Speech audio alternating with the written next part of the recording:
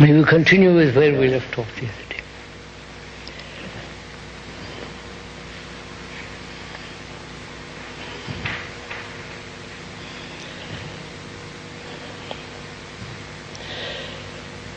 What makes the mind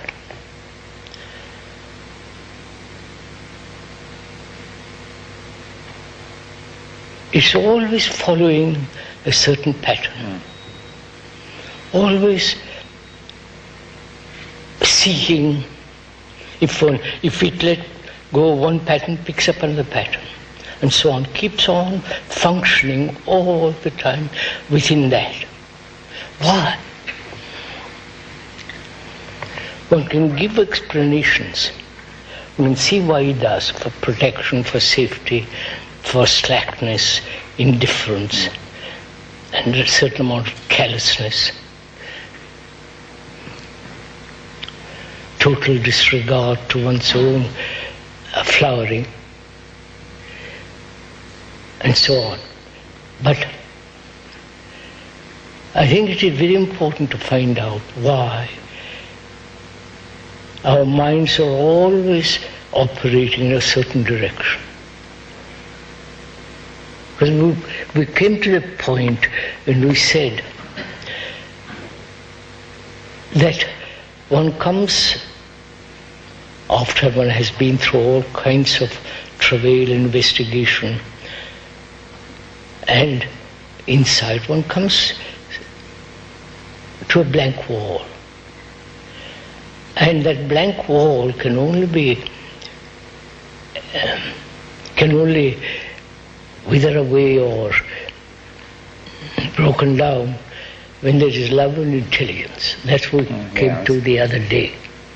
But before we go into that, I would like to ask, why do human beings, however intelligent, however learned, however philosophical and religious, they will always fall into this groove? Yes, well,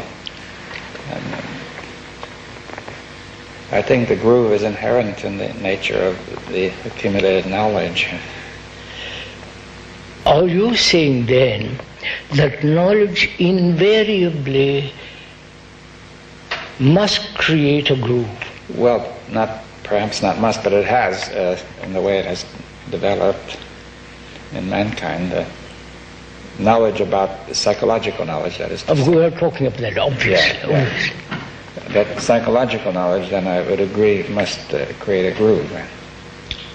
But why does the mind not be aware of it, see the danger of it, see its mechanical repetition, and therefore there is nothing new in that, and yet keeps on doing it? Yes, well, see, I think when we were discussing this accumulation of knowledge, which really constitutes a groove, because... Yes, constitutes the groove, but why? You see, I think that it's the same question, see, if you merely think of the accumulation of knowledge making a groove, then you don't see why a person should stay in it, you see. Yes, that's what I'm asking. Now, it seems to me that the groove, or the knowledge accumulated, has a significance far beyond, seems to have a significance far beyond what its real significance is, that it carries a necessity. See, if we say we have knowledge of some object like the microphone, it has some limited significance. Now, knowledge about your nation, the nation to which you belong, seems to have immense significance. Yes, yes. So, is this significance the cause of this narrowing down of the mind? Well, it holds the mind to see that this knowledge has a tremendous value beyond all other values. it makes the mind stick to that because it seems the most important thing in the world. You know, certain philosophies, certain concepts and so on in India, there is this philosophy that knowledge must end. You know, of course, Vedanta. But apparently very, very, very few people do end knowledge and talk from freedom.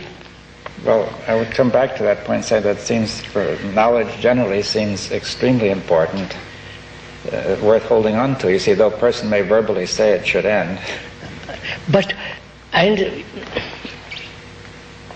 you there's mean... knowledge about the self. Yes, you mean I am so stupid that I don't see that this knowledge has very little significance, essentially, psychological knowledge, and yet my mind clings to it. Yes, I wouldn't quite put it that the person is that stupid, but rather to say that this knowledge stupefies the brain, you see. Yes, all right, call it. I mean that the brain, being caught in this knowledge, becomes stupefied. All right, but it doesn't seem to extricate itself. Well, because it's already so stupefied that it can't see what it's doing, right? So what shall it do? I've been watching this many years, why human beings think or attempt to become free from certain things, and yet this is the root of it. You understand? This accumulation, psychological accumulation, which becomes psychological knowledge, and so it divides and all kinds of things happen around it and within it. And yet the mind refuses to let go. Yes. Is it that it doesn't see or it has given to knowledge such immense importance? That's what I mean, yes. Why? Is that because there is safety in it? There is security in it? Well, that's part of it, but that it seems to be a source of security. But see, I think in some way knowledge has taken on the significance of the absolute. See, to say that knowledge should be properly relative. Now, but this knowledge of the mind, the psychological knowledge of the self, or the associated knowledge of I understand all that, sir, but you're not answering my question. Yeah. I'm an ordinary man. I realize all this, and I realize the significance and the value of knowledge in different levels, but deeper down inside one, this knowledge, this accumulated knowledge is very, very destructive. That's true, but there's self-deception, that the knowledge deceives the mind, so a person is not usually aware that it is destructive. Is that why human beings cling to it? Well, they can't really, by the time, you see, we don't know exactly how they got started on it, but once it got started, the mind is generally in a state in which it is not able to look at this because it is avoiding the question. It is there's a tremendous defensive mechanism to escape looking at the whole question. Why? Because it seems something supremely precious might be at stake. You see, no, one is strangely intelligent in other directions, capable and efficient, skill, have greater skill, but here where the root of all this trouble is this, why don't we comprehend it fully? What prevents the mind? You say it has given importance to knowledge, I acknowledge that. It is so, and yet it holds on. You must know, you. But I think that once this has happened, there's a mechanical process that resists intelligence. See that. So what shall I do? What shall I do as an ordinary man? I realized technological knowledge and all that, but the knowledge which I've accumulated, which is divisive, which is destructive, which is rather petty, and yet I hold on to that. And I realize I must let it go, but I can't.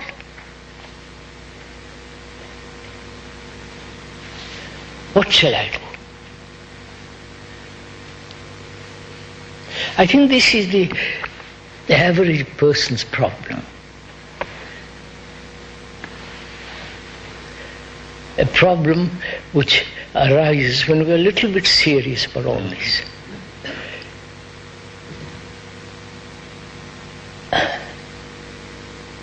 Is it the lack of energy? Not primarily. See, the energy is being dissipated by dissipated, I understand that. Having dissipated a great deal of energy, I haven't got the energy to but that could come back quickly. Grapple with this. No, that could come back quickly if we could get out of this. You see, the energy is constantly being dissipated, and a person may be a little worn down, but he could recover if this would stop. I don't think it's the main point.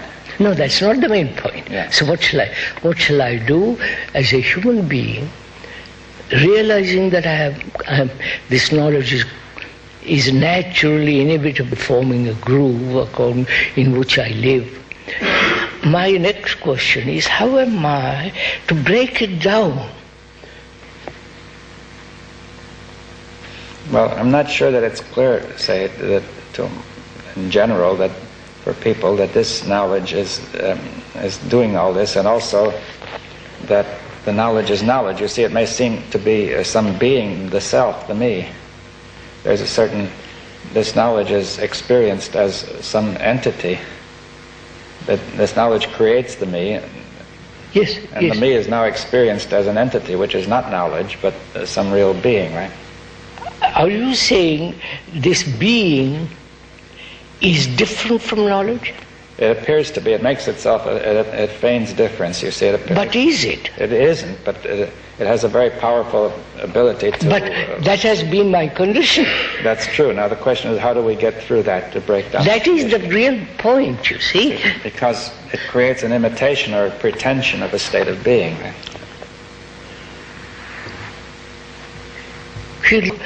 I mean, there are 700 million Catholics, thousands of millions and millions of Chinese, all follow. This is their central movement. And it seems so utterly hopeless. And realize that the hopelessness. I sit back and say I can't do anything. But if I apply my mind to it, then the question arises, is it possible to function without psychological knowledge in this world?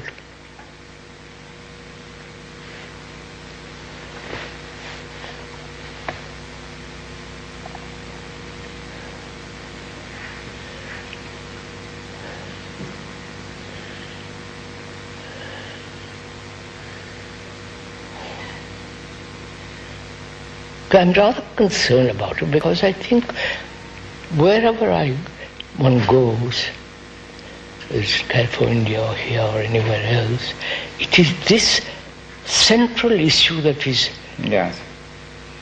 must be resolved. That's right. Now, but you see, if somebody, you may discuss this or tell this to somebody, and he may say it looks reasonable, perhaps, but you see, when let's say that his status is threatened, which we have to say that's psychological knowledge. You see, it doesn't seem to him that it's knowledge. No, I know all that. Something more, right?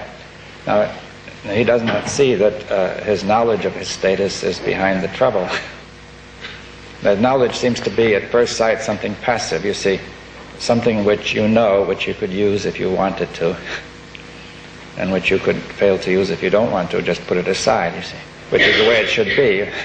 I understand all that, but sir. then when the moment comes... back again. Yeah, that knowledge no longer appears to be knowledge.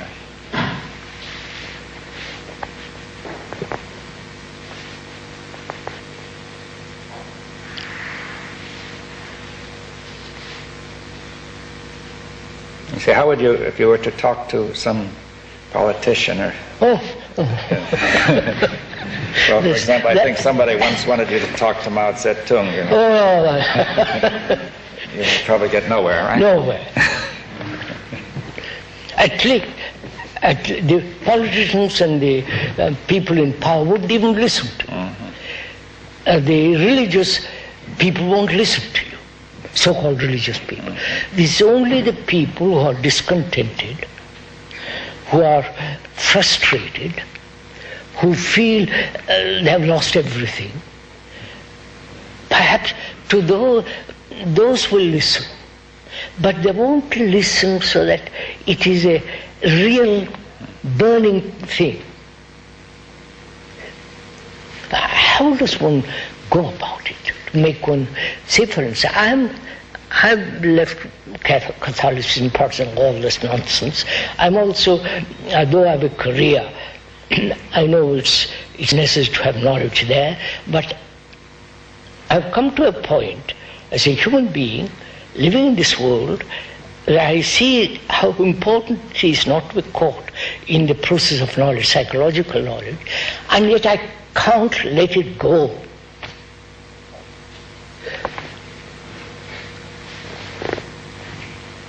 It's always dodging me. I'm playing tricks with it. It's like a hide and seek. Mm-hmm.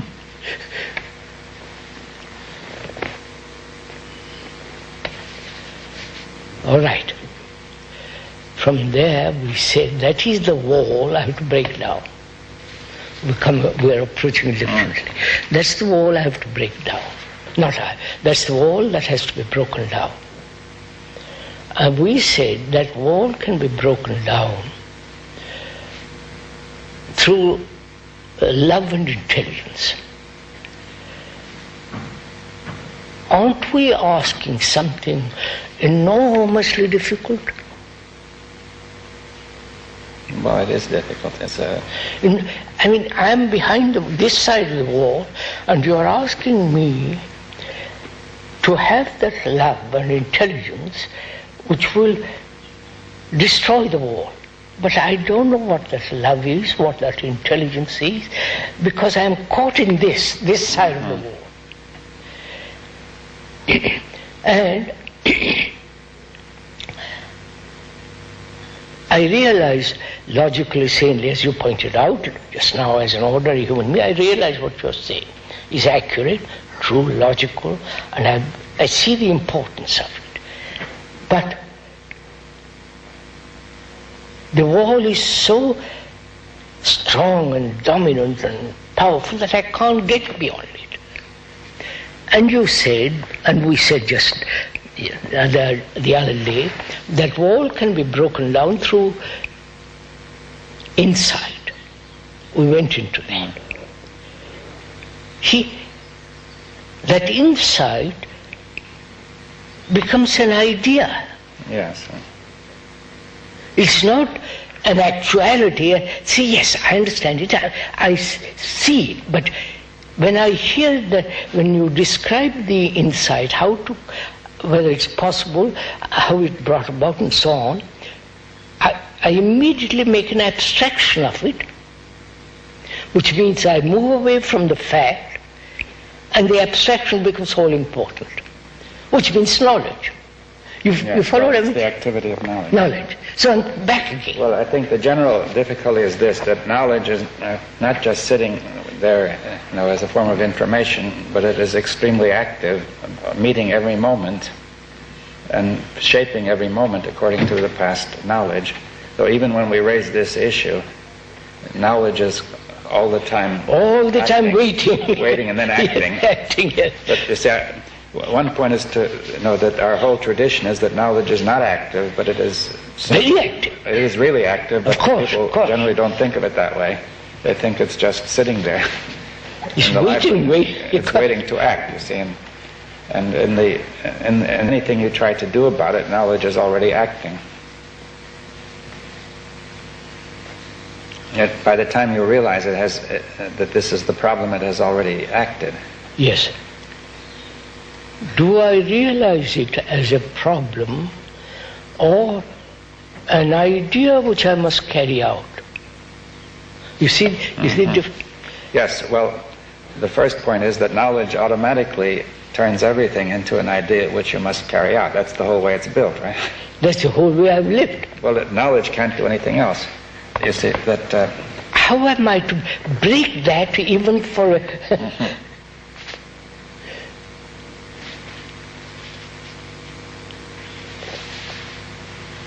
Well, it seems to me that if we could see if you could observe or be aware, knowledge could be aware of itself at work, like saying, see, that the point is knowledge seems to work unawares. You see that it's just simply waiting there and then acts.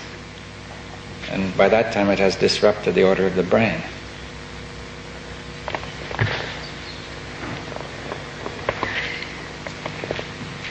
I'm very concerned about this.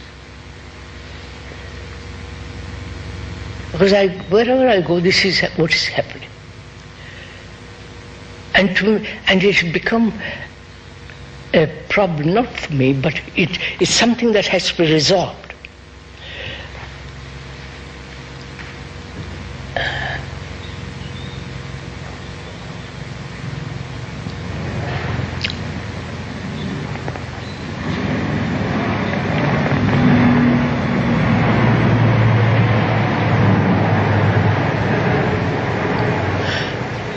Would you say the capacity to listen is far more important than any of this, any explanations, any logic? To listen.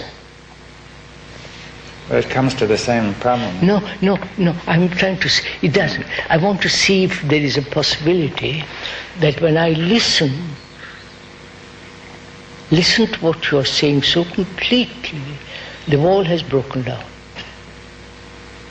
You understand?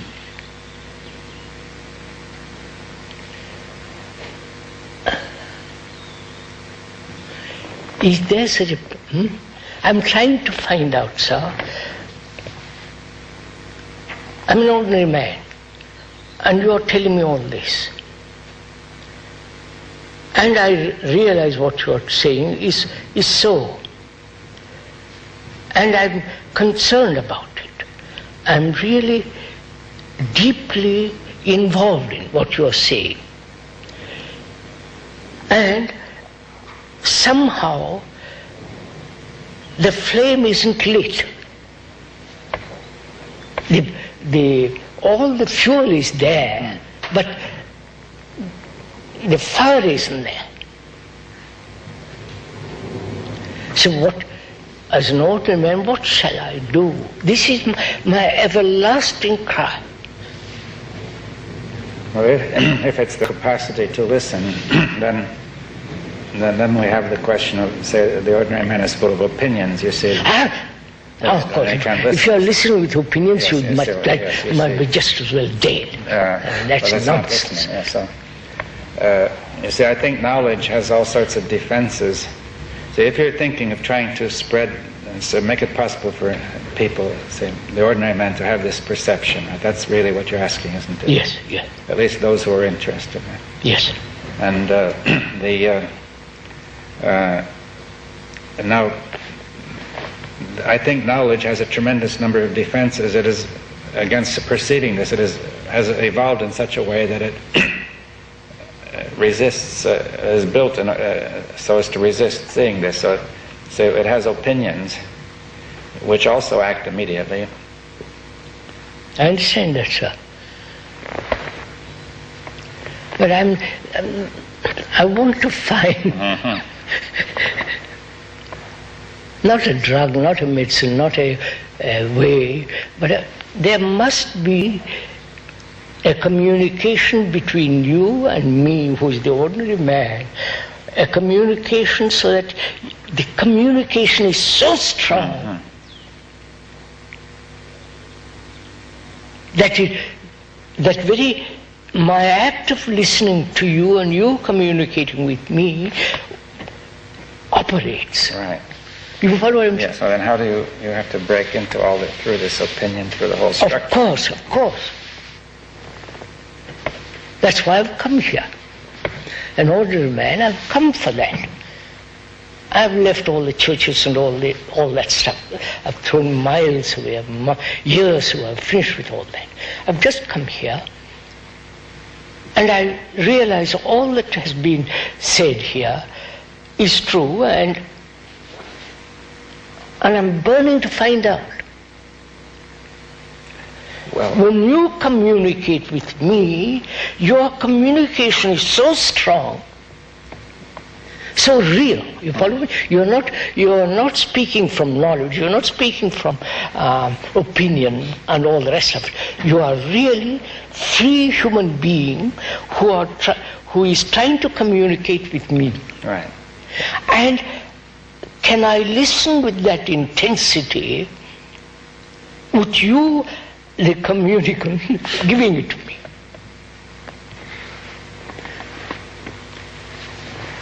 Well, we'd have to ask, is the ordinary man full of that? Oh, no, he's not. He's pulp. He wants the pulp. No, I said I'm an ordinary man, but I've moved away from all that. Yes. I've come here. Mm-hmm. I've left all that. I also realize in opinions I can grow, multiply, gather opinions, which is partly prejudice and all the rest of it. I realize all that. And I want to listen to somebody who is telling the truth, and in the very telling of it, something is taking place in me. I don't know if you understand. And because I am so ardently listening, it happens. I wonder if I'm conveying anything.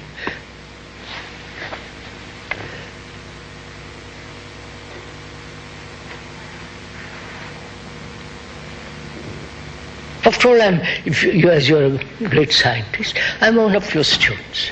You want to tell me something.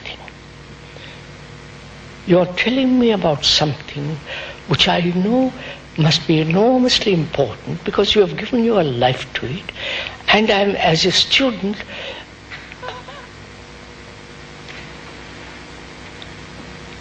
I have given up so much just to come here.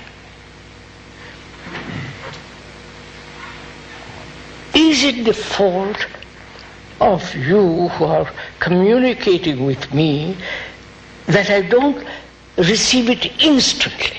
You understand? Mm-hmm. Or is it my fault that I am incapable of really listening to you? Well, whichever it is, but suppose it's the difficulty is that I'm incapable of listening, then what can be done? No, nothing can be done. You see, that's the difficulty.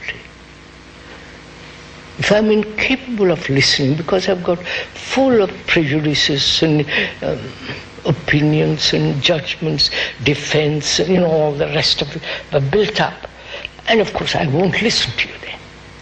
Well, let's say that it doesn't, that here's somebody, let's say, comes along who has got through some of these defenses and so on, but say perhaps there are others he's not aware of, There's something not quite so simple as that. Right? I think it is simple. Right. I feel it is dreadfully simple somehow.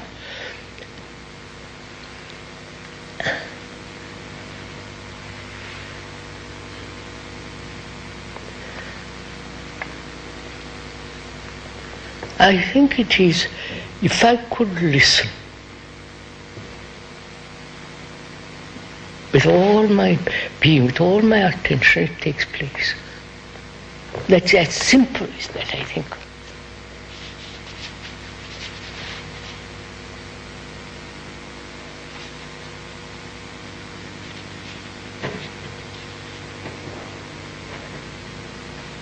You see, sir, you are telling me something and I'm absorbing it. And so there is an interval between your telling, my absorbing. Mm-hmm. I don't know if I'm... Yeah. And in that interval is the danger. If I could if I didn't absorb but absolutely listen to it with all my being, it's finished.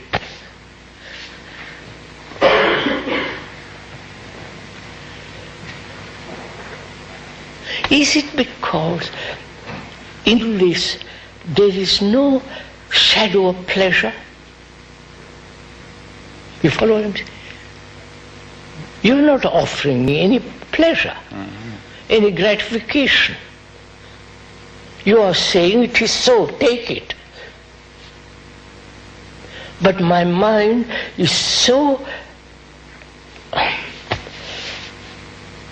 involved in pleasure, it must be pleasurable to listen. You follow what I mean?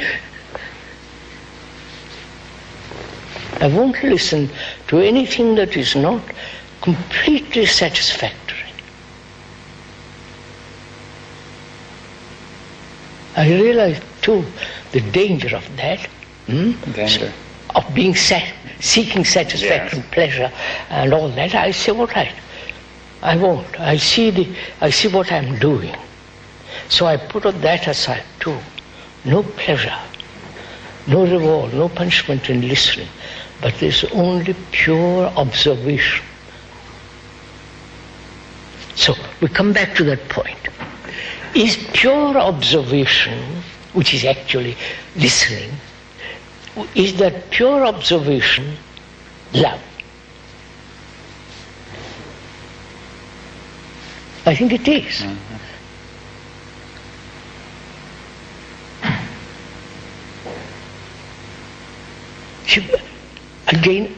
Again what? You have stated it, and then my mind says, I'm fairly ordinary, I've come here. My mind immediately says, give it to me. Tell me what to do. You see, when I ask you, tell me what to do, I'm back into the field of knowledge. It is so instantaneous. So I refuse to ask you what to do. Then where am I? You have told me perception without any motive direction, pure perception is love. And in that perception, love is intelligence. They are not three separate things, they are one thing. I have a feeling for it. I know because you have led me up very carefully, you have pointed out very carefully, step by step, and I've come to that point, I have a feeling for it.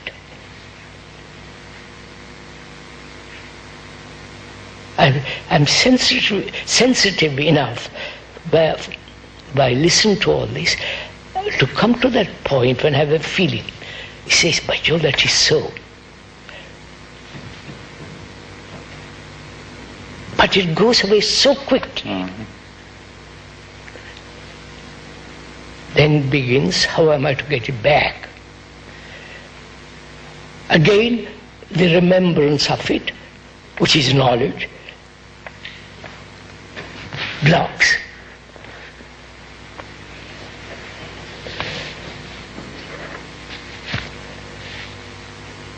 Well, what you're saying is that every time there's a communication, knowledge gets to work. Very true, that's right. And in many different forms. So you see, it's enormously difficult to be free of knowledge.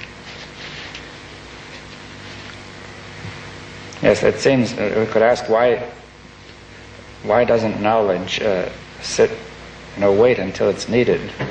That requires, that means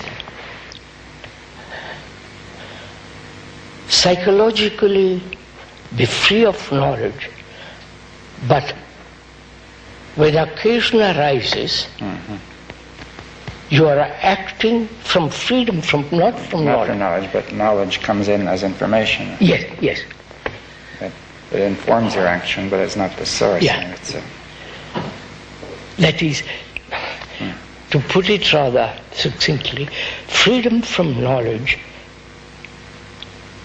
and being free,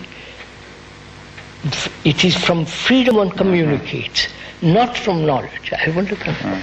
Huh? Yes. That is, from emptiness there is communication. One may use the word, which is, or language, which is the outcome of knowledge, but it is from that state of complete freedom. Yes, and now knowledge, communication takes place, but it is concerning the question of knowledge, as the irrelevance of knowledge, of psychological knowledge. That is the communication, right? Yes.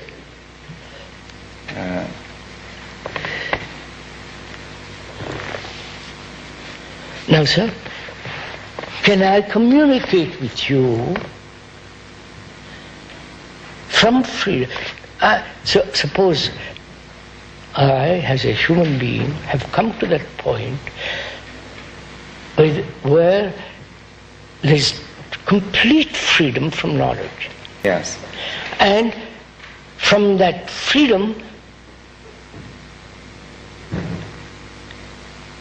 a communication using words takes place, right? Yes. Now, will you, as a scientist, a great scientific eminence and all the rest of it, will you,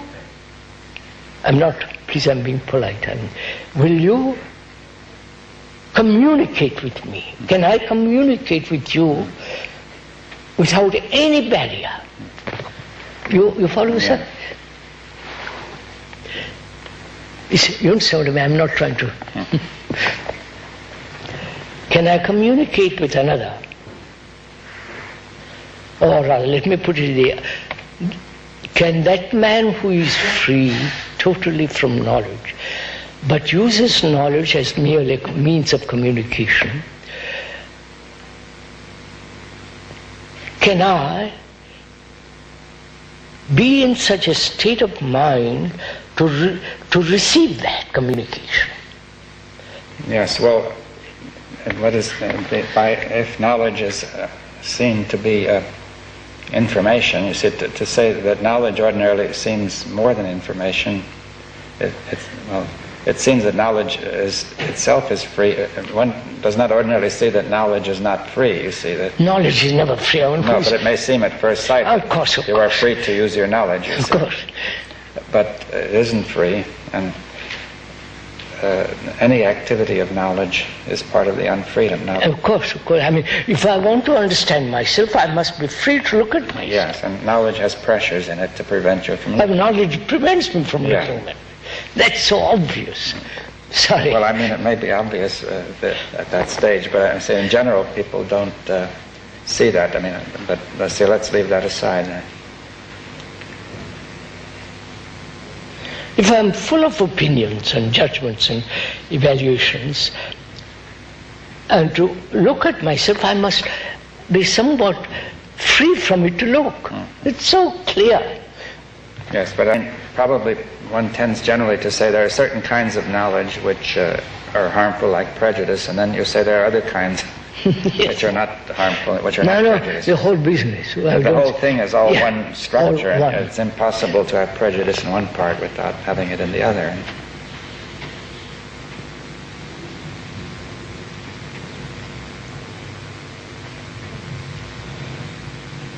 How will you communicate with me who have come to a certain point when I'm really grasping, hoping, not burning to receive what you're saying so completely, it's finished. Am I, having come here, am I in that state really? Or am I fooling myself?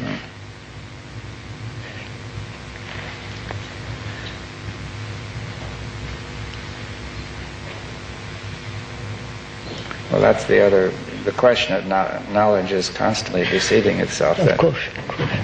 See, I think that I would say that knowledge, it's not even that I'm deceiving myself, but knowledge has a built-in tendency to deceive itself.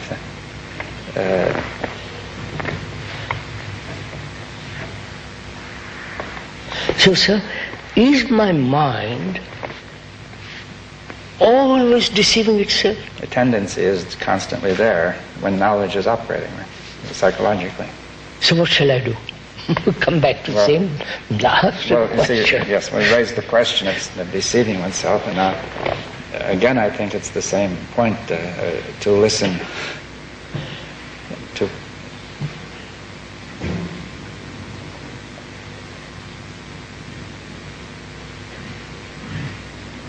I mean, why don't we listen, sir?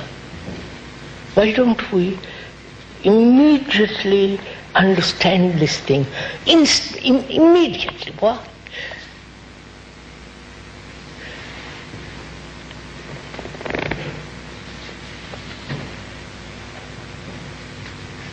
We can give the reasons why, but that doesn't, old age, conditioning, laziness, 10 different, that's all well, that's superficial. They're all meaningless.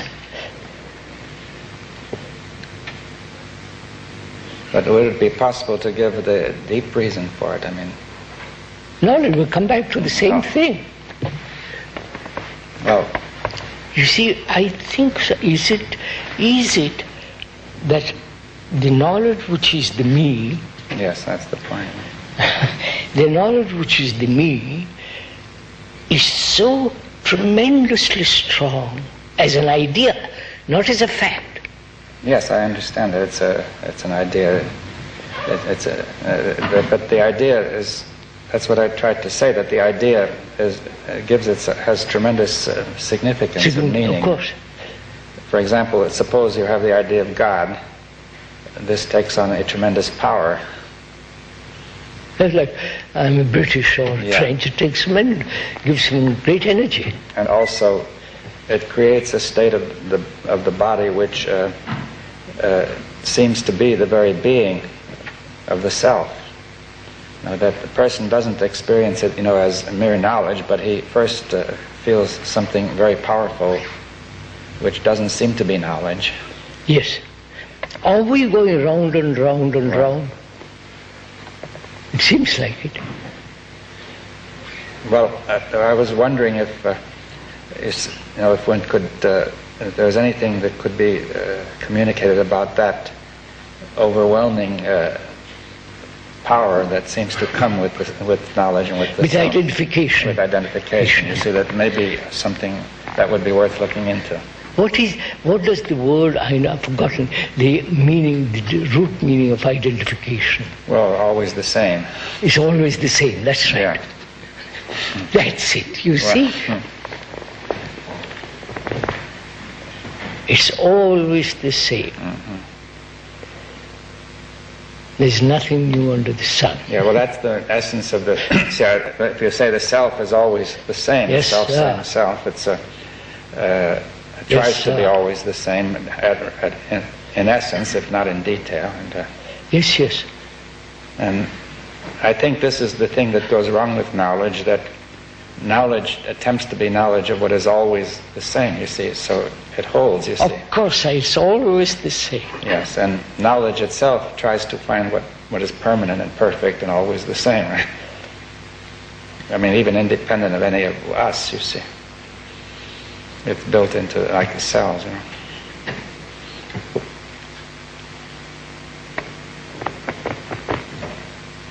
From this arises a question.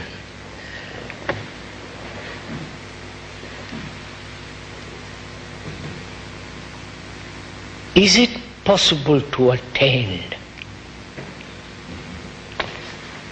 I mean, I'm trying to use the word diligent. Yes, good. Is it possible to diligently to attain? Diligence in sense be accurate, Yeah, well, literally it means to take pains. Take pains, of course.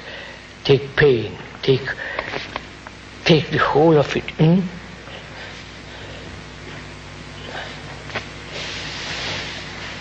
So there must be some other way than all this intellectual business.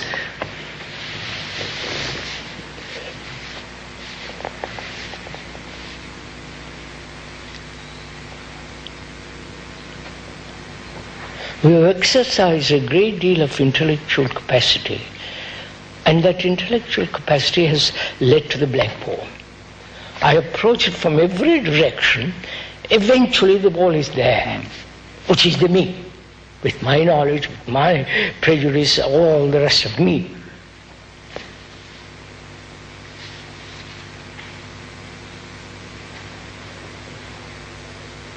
And the me then says, I must do something about it, which is still the me. Yes, well, I mean, we all know that. Well, the me wants to be always the same, at the same time it tries to be a different. Different, yes. Put on a different coat. It's always the same. So the mind, which is functioning with the me, is always the same mind.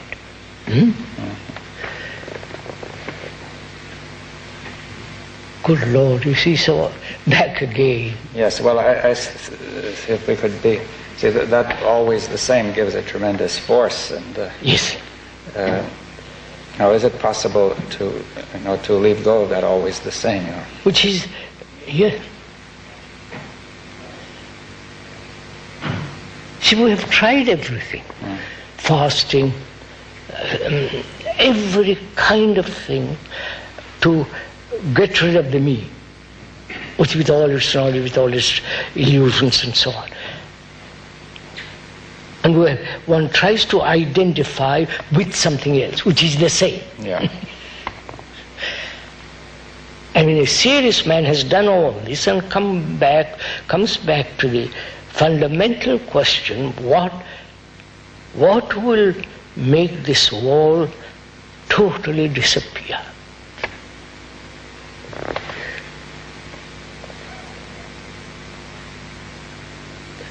I think so. It's the only possible when I can give my total attention to what you're saying. There is no other means to break down the wall. Not the intellect, not the emotions, not any of those things. When somebody who is beyond the wall, who has gone beyond, broken down the wall, says, listen, for God's sake, listen.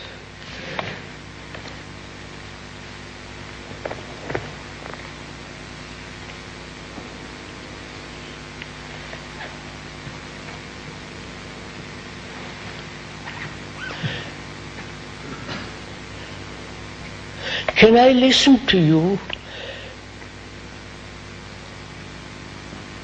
When I listen to you, my mind is empty.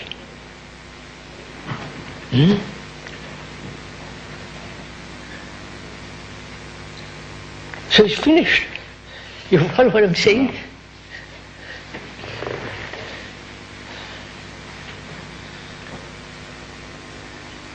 You see, I think generally one would feel, okay, it's finished, but something will happen and it's like come back. You see, is it finished? I have no sense of hoping to come back, whether I'll have it in the future or it is empty, and therefore listen. It's finished.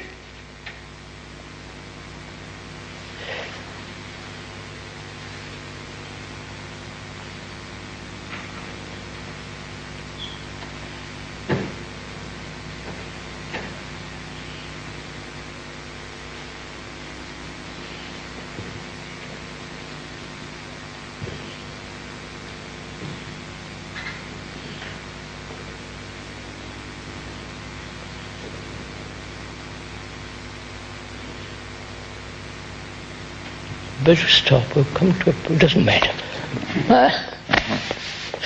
5 minutes is enough.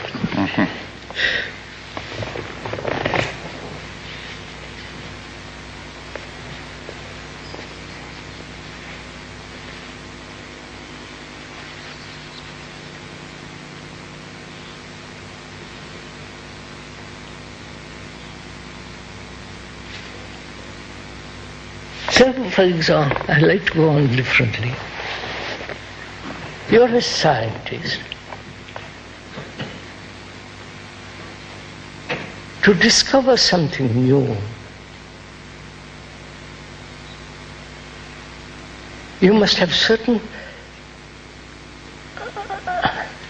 emptiness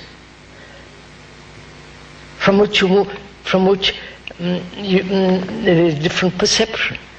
Yes, but you see, I think that there's a difference in the sense that usually the question is limited, you see. Yes, yes. And say the mind may be empty with regard to that question. Particular question, yes. And allowing for discovery and insight in that question. But can that mind, which has been specialized and therefore inquiring into something, it becomes empty, and that emptiness, from that emptiness you discover something new. I understand that. But without any specialization, does this emptiness hold every other? I don't know. Yes, well, I think that we have to ask that we are not questioning a particular area. Yes, but rather we are questioning the whole of knowledge. Knowledge, yes. And, yes. It's the most extraordinary, really, coming to it. And that's, as you were saying, the end of knowledge, you see, as the Vedanta. That's the real answer. Mm-hmm. But if a person can take this scientific attitude and question the whole of knowledge, then... Oh, of course, of course. Right. But generally, people would feel that I must keep knowledge in one area to be able to question it in another. So this is something that might worry people, to say, with what knowledge do I question my knowledge? Yes, yes. Yes, with what knowledge I question my knowledge. Right.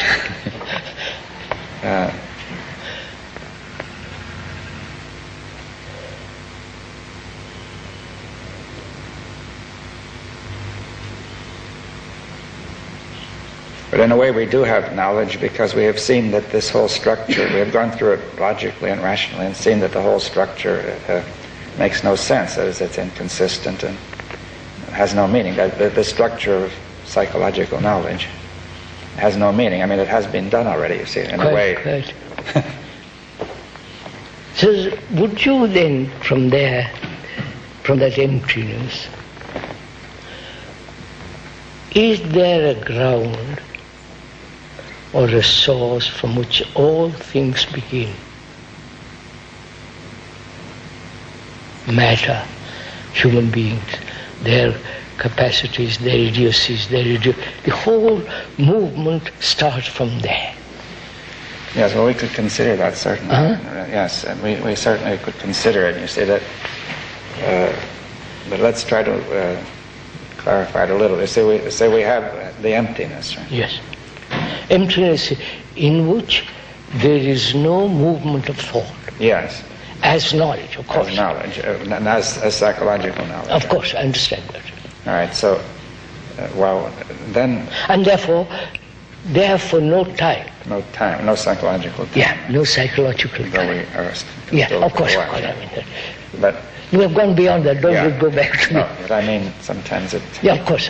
The words are often confusing. Yeah. They carry wrong meaning. Psychological time. There is no psychological time, no movement of thought. Mm-hmm. And is that emptiness the beginning of all movement? Well, would you say it's the emptiness is the ground then, or? That's what I'm asking. Slowly, I'm going, let's go slowly into it. Is this, shall we postpone this for another day?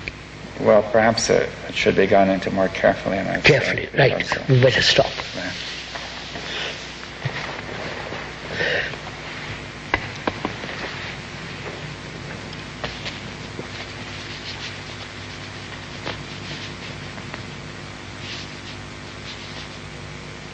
But I mean, before, just say one thing, that in California we were saying that there is the emptiness, and beyond that is the ground. You see, it's a question. Yes, quite. I know. I don't want to answer into We'll that. leave it go for the time. You leave it. When do we meet again? That's 2 days from now, Saturday. Day after tomorrow. Yeah.